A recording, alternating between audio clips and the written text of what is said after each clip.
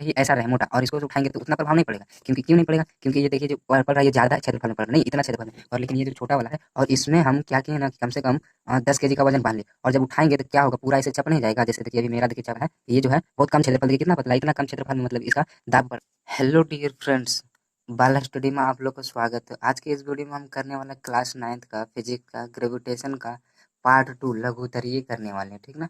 तो चलते हैं वीडियो को स्टार्ट करते हैं। तो वीडियो को स्टार्ट करने से पहले अगर आप चैनल को सब्सक्राइब नहीं किए तो चैनल को सब्सक्राइब कर दीजिएगा, और वीडियो अच्छा लगेगा तो वीडियो को लाइक कर दीजिएगा, ठीक है। तो चलिए स्टार्ट करते हैं।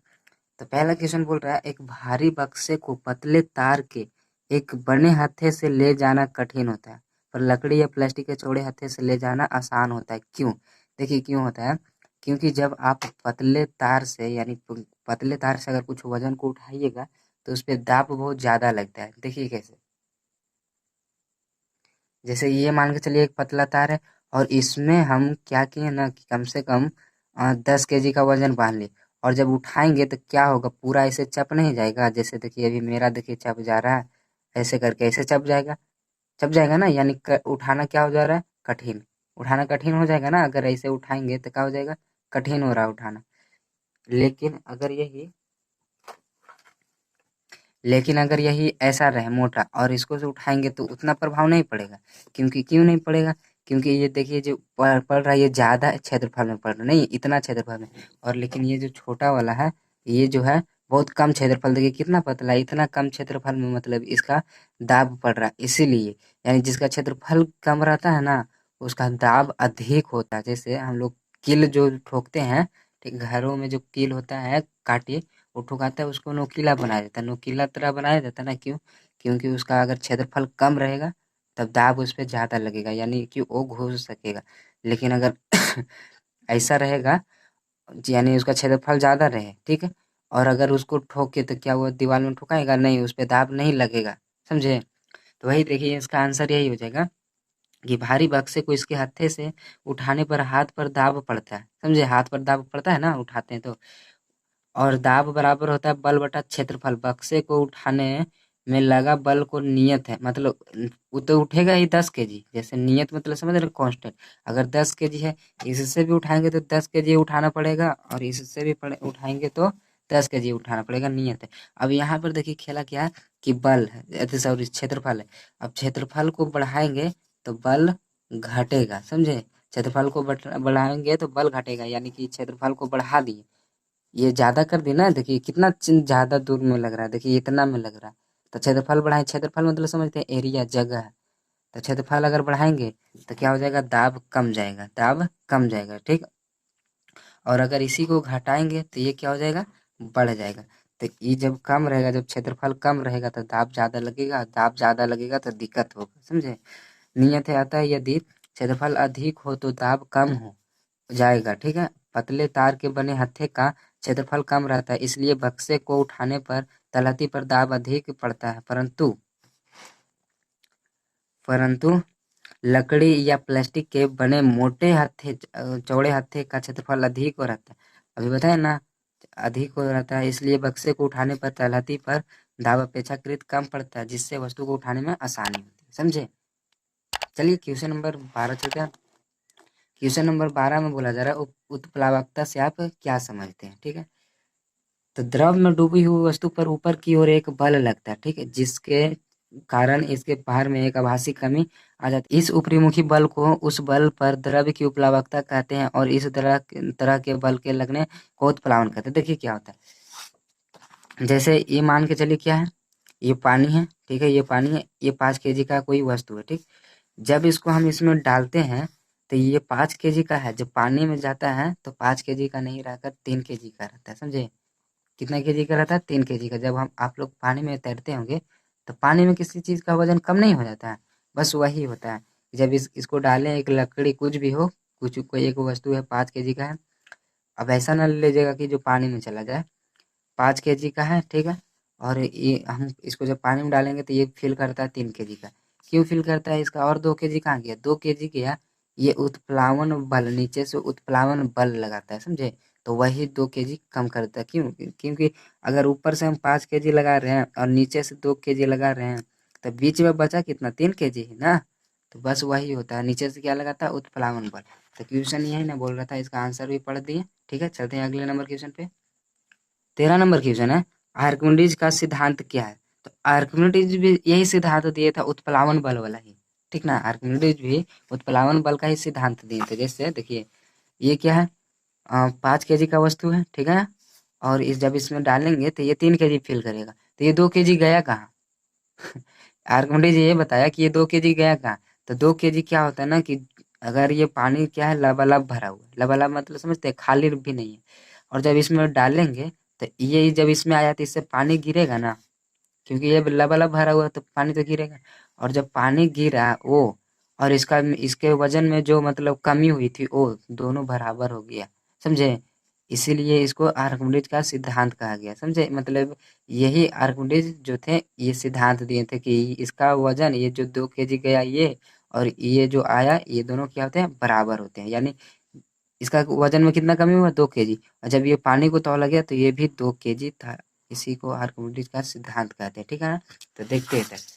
जब कोई वस्तु किसी द्रव्य या गैस में आंशिक रूप से या पूर्ण रूप से डुबोया जाता है, आंशिक रूप समझ रहे हैं, यानी थोड़ा सा, और पूर्ण रूप यानी पूरा, तो उसके भार में कमी आती है। वस्तु के भार में आई हुई कमी, वो बराबर होती है उसके द्वारा हटाए गए द्रव के। देखिए, इसके के इसके में कितना कमी आया, वस्तु में कितना कमी आया, 2 kg, और हटाया कितना, पानी, 2 kg। क्या था, दोनों बराबर था, यही ना।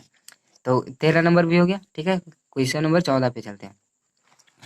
क्वेश्चन नंबर 14 देखिए, बोल रहा है कि पानी की सतह पर रखने पर कोई वस्तु क्यों डूबती या तैरती है? देखिए, जब एक वस्तु बड़ा हो दूसरी वस्तु से, अर्थात जब वस्तु का भार उसके द्वारा हटाए गए द्रव्य के भार से अधिक हो, तो वस्तु नीचे की ओर एक परिणामी बल लगेगा, और इसलिए वस्तु नीचे की ओर डूबती जाएगी। नहीं समझे? जैसे मान के चलिए, यहाँ पर एक एग्जांपल ले लेते हैं।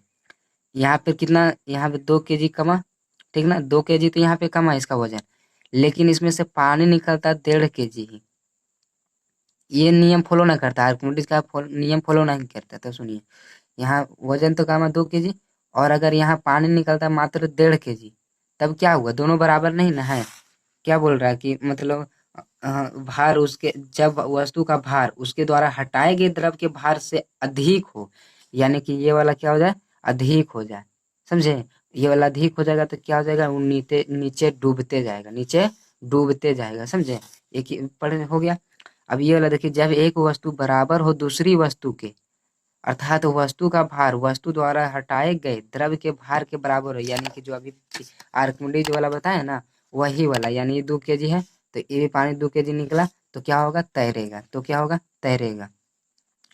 द्रव्य के भार के बराबर, यानी दोनों वस्तु और द्रव्य क्या होना चाहिए, दोनों बराबर होना चाहिए। तो वस्तु पर परिणामी बल शून्य होगा, और इसलिए वस्तु पानी में तैरते रहेगी। ठीक है, तो क्वेश्चन नंबर 14 भी हो गया। तो चलते हैं अब अगले नंबर क्वेश्चन पे। 15 नंबर क्वेश्चन है, पिंड के भार को क्या होता है जब उसे द्रव में डुबाया जाता है? जब किसी पिंड को द्रव में डुबाया जाता है, तब उस पर एक उत्प्लावन बल ऊपर की ओर कार्य करता है। इस बल के कारण पिंड के भार में हानि होती है। पिंड के भार में यह हानि पिंड द्वारा हटाए गए द्रव के भार के बराबर होता है। एकदम पूरा आर्किमिडीज का सिद्धांत वाला ही वही क्वेश्चन नहीं है। जब इसको पानी में डालते हैं तो क्या होता है, नीचे से एक उत्प्लावन बल लगता है, ठीक ना, और इससे जो पानी निकला, इससे जो इसका जो वजन में कमी हुआ, वो इसके द्रव्य के बराबर होता है। बस यही तो था। ठीक है, तो क्वेश्चन नंबर 16 चलते हैं। एक तुला पर आप अपना द्रव्यमान 48 kg नोट करते हैं। क्या आपका द्रव्यमान ठीक 48 kg या उससे थोड़ा कम या अधिक? देखिए, हमारा जो वजन एक्चुअली में जो होता है, जब हम नापते हैं, तुला में होता है, और समझिए तराजू, समझे? जब उस पे अगर हम नापते हैं तो मेरा 48 kg है, लेकिन उससे अधिक रहता है। क्यों रहता है, जो देखिए, हमारा द्रव्यमान 48 kg के कुछ अधिक होगा, क्योंकि जब किसी वस्तु को तुला के पलड़े पर रखकर तौला जाता है, तो वह कुछ हवा को विस्थापित करती है, समझे? हवा को क्या करती है, विस्थापित करती है। और आर्किमिडीज के सिद्धांत से वस्तु द्वारा हटाए गए हवा के भार के बराबर का उत्प्लावन बल वस्तु पर ऊपर की ओर लगेगा, समझे? यानी जब हवा है तो क्या होगा, जैसे आर्किमिडीज का सिद्धांत क्या था, जब इसको पानी में डालें तो 5 kg का वस्तु कितना हो गया, 3 kg। तो इसी हवा के कारण क्या होगा, अगर कोई लड़का 50 kg का है, तो उसके मतलब वजन में क्या होगा, थोड़ी से कमी होगी। जब तुला पर हम रहेंगे, समझे? जब हम तुला यानी कि मतलब तराजू, जब हम तराजू पे रहेंगे तो थोड़ा सा हमारा वजन कम रहेगा, ठीक ना? ऊपर की ओर लगेगा, इससे वस्तु के भार में कुछ कमी हो जाएगी, अतः तुला द्वारा दिया गया द्रव्यमान 48 केजी हमारे वास्तविक द्रव्यमान से थोड़ा कम होगा, समझे? जितना मेरा है उससे थोड़ा वहां पे क्या रहेगा, कम रहेगा, समझे? यानी कि 48 केजी से ज्यादा रहता है हम लोग का वजन, समझे? चलते हैं क्वेश्चन नंबर 17 पे। वीडियो अच्छा लग रहा होगा तो चैनल को सब्सक्राइब कर दीजिएगा और वीडियो को लाइक भी कर दीजिएगा, ठीक है ना? तो क्वेश्चन नंबर 17 देखिए, आपके पास एक रुई का बोरा है तथा एक लोहे की छड़ है। तुला पर मापने पर दोनों 10 केजी दर्शाते, क्या दोनों के वास्तविक भार बराबर है? नहीं। तो दोनों में कौन सा भारी और क्यों? रुई जो है ना, रुई रुई भारी होगा और लोहे क्या होगा, कम होगा। क्यों? क्योंकि मान के चलिए ये लोहा, लोहा, अच्छा ये मान के चलिए लोहा, लोहा है, इतना बड़ा लोहा है, तो इसमें कम से कम रुई इतना बहुत ज्यादा बराबर होगा नहीं, मतलब ये हाथ में आ भी नहीं सकते, इतना ज्यादा हो जाएगा। तो दोनों का आयतन देखिए, ये देखिए आयतन मतलब समझते हैं ना, यही क्षेत्रफल इसका देखिए कितना है, बहुत कम है, नहीं है कम, इसका कम है कि नहीं? अब देखिए रुई कितना सारा हो जाएगा, बहुत सारा हो जाएगा। तो दोनों में से ज्यादा कौन हो जाएगा, वही आयतन में से होगा कि दोनों में से ज्यादा कौन है। तो ये तो बहुत कम हो जाएगा ना, वजन में नहीं देखना है, इसका देखना साइज में, ठीक ना? ये बहुत कम हो जाएगा और रुई बहुत ज्यादा हो जाएगा, इसलिए उसमें का मतलब जो जिसका आयतन ज्यादा रहता है ना उसका भार क्या रहता है, ज्यादा रहता है, ये याद रखिएगा। इसको पढ़ते हैं उसके बाद समझाते हैं। तुला के दोनों पलड़ों पर रखे रुई के बोरे और लोहे की छड़ के भार बराबर नहीं है, 10 केजी है फिर भी बराबर नहीं है। रुई का वास्तविक भार लोहे की छड़ के वास्तविक भार से अधिक होगा, ठीक ना? अब क्यों होगा, जो कारण जानते हैं। कारण है यहाँ पे, रुई की अपेक्षा लोहे का घनत्व बहुत अधिक है, घनत्व समझे ना, लोहे का घनत्व बहुत अधिक होता है। अच्छा घनत्व नहीं समझे, घनत्व क्या है? तो जैसे होता है, मान के चलिए ये एक पेज है, ठीक ना?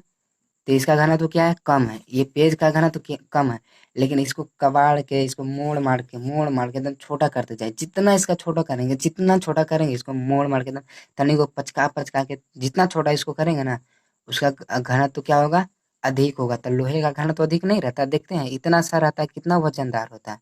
लेकिन अगर वही रुई ले ले, तो रुई कितना सारा, इतना सारा होगा तब इतना सा लोहा हो जाएगा। तो वही क्या होता है, लोहे का घनत्व बहुत अधिक होता है। घनत्व आशा करते हैं समझ गए। अतः लगभग समान द्रव्यमान के रुई और लोहे में रुई का आयतन, लोहे आयतन देखिए, आयतन आया ना, आयतन क्या होता है, ज्यादा होता है, लोहे की अपेक्षा बहुत अधिक होगा। इसलिए एक पटरे पर रखा हुआ रुई का बोरा दूसरे पटरे पर रखे हुए लोहे की छड़ की तुलना में बहुत अधिक हवा को विस्थापित करेगा। बस वही आर्किमिडीज वाला सिद्धांत आ गया, इसके पहले वाला क्वेश्चन 48 केजी वाला। आर्किमिडीज के सिद्धांत से रुई के बोरे पर लोहे के छड़ की तुलना में अधिक गुरुत्व अति उत्प्लावन बल लगेगा ऊपर की ओर। रुई के बोरे पर अधिक उत्प्लावक बल लगते हुए भी तुला के पल संतुलित है। तो इसका अर्थ हुआ कि रुई के बोरे का द्रव्यमान लोहे के छड़ के द्रव्यमान से कुछ अधिक होगा। बस आर्किमिडीज का सिद्धांत लगा दीजिए, हो जाएगा, समझे? ऐसा करते हैं, समझ गए होंगे। तो चलते हैं क्वेश्चन नंबर 18 पे और लास्ट क्वेश्चन। क्वेश्चन नंबर 18 है, लोहे की कील पारे में तैरती है परंतु पानी में डूब जाती है, क्यों? क्योंकि देखिए जिसका घनत्व ज्यादा रहेगा उसमें डूबेगा नहीं ना। जैसे मान के चलिए ये क्या है, ये एक मतलब समझिए कि एक कागज है, समझिए ना, एक कागज है, ठीक? अगर इस पे ये रखेंगे तो क्या ये इसके नीचे चल जाएगा, नीचे चल जाएगा ये नहीं ना। क्यों? क्योंकि इसका घनत्व थोड़ा ज्यादा है, देखिए ना। अगर यही क्या रहता, पानी रहता, पानी में रहते तो चल जाता है ना नीचे, क्योंकि उसका घनत्व क्या है, कम है, समझे? तो सब खेला होता है घनत्व का, समझे? अगर मान के चलिए एक सिर्फ कागज रहता, एक सिर्फ ये सिर्फ एक कागज रहता और इस पे मतलब कुछ वजनदार 5 केजी का वस्तु रख देते छोटा सा, तब इसको होल करके अंदर चल जाता नहीं। फिर इसको कुछ नहीं पूछता, इसको कुछ नहीं पूछता। लेकिन हाँ अगर यही एक लोहा का रहता, लोहा का रहता और उस पे 5 केजी का वो वस्तु रख दे तो उसको होल करता नहीं, क्योंकि वो जो लोहे का रहता है ये वाला, उसका घनत्व तो थोड़ा ज्यादा रहता है, समझे? तो घनत्व का खेला होता है। तो यहाँ भी घनत्व का ही खेला है। देखिए लोहे का घनत्व इतना होता है 7.8 गुणे 10 पावर 3 केजी पर मीटर क्यूब, तथा पारे का घनत्व इतना होता है। देखिए ये 7.8 है, यानी लगभग 7 समझिए, और यह है 13, तो ये दोनों में से घनत्व किसका ज्यादा हुआ, इसका ना, इसका ज्यादा हुआ ना। जब लोहे की कील को पानी में जिसका घनत्व पानी का घनत्व देखिए इतना होता है 1000 सॉरी हाँ 1000 होता है 1000 केजी मीटर क्यूब ठीक ना। यहाँ पे देखिए 10 पावर क्यूब का मतलब 1000 हुआ। डुबाया जाता है तब उसके द्वारा विस्थापित द्रव्य का भार कील के भार में से कम होता है। समझे क्या होता है? इसके जो द्रव्य है वो कील के भार से या तो द्रव्यमान से क्या सॉरी भार से कम होता है। समझे? इसलिए वह पानी में डूब जाता है परंतु उसी कील को जब पारे में डुबाया जाता है तब उसके द्वारा विस्थापित पारे का भार कील के भार से अधिक होता है इसलिए कील पारे में तैरती है। समझ गए ना? तो आशा करते हैं आप लोग को वीडियो अच्छा लगा होगा। वीडियो अच्छा लगा होगा तो चैनल को सब्सक्राइब कर दीजिएगा और वीडियो को जरूर से जरूर लाइक कर दीजिएगा और एक अच्छा कमेंट कर दीजिएगा ताकि और मोटिवेट हो एक दिन में 4 से 5 वीडियो डाल सकें। समझे? तो मिलते हैं अगले वीडियो में, तब तक के लिए जय हिंद।